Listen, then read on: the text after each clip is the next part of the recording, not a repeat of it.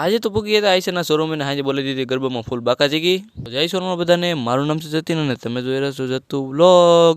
તો સવારમાં આજ તો મારે જવાનું હતું અમારે બીજા ટ્રેક્ટર પાસે, કેમ કે અહીંયા એક થ્રેસરનું કામ હતું એટલે ત્યાં જઈને થ્રેસરનું કામ કશું પતે નાખ્યું, પણ આઈસરની સાવી ક્યાંક ખોવાઈ ગઈ. બોલો શું કરવા બધાનું.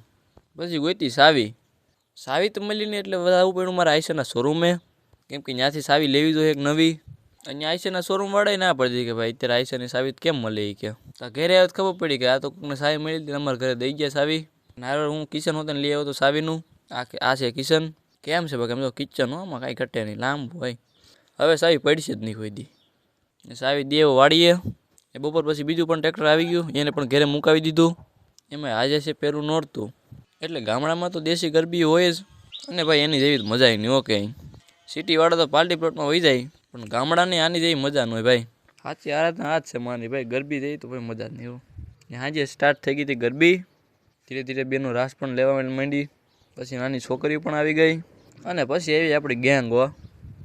અને ભાઈ છેલ્લે મોજ કરી છે ભાઈ અમે, ભાઈ એની તો વાત જ જવા ગયો. આવી મોજ તો ગામડે જ થાય બાકી. ને અંતે આરતી કરીને આપણો વ્લોગ કરી છે પૂરો. અહીંથી આપણો મિની વ્લોગ પૂરો કરીશું બધાને જય સોનલમાં.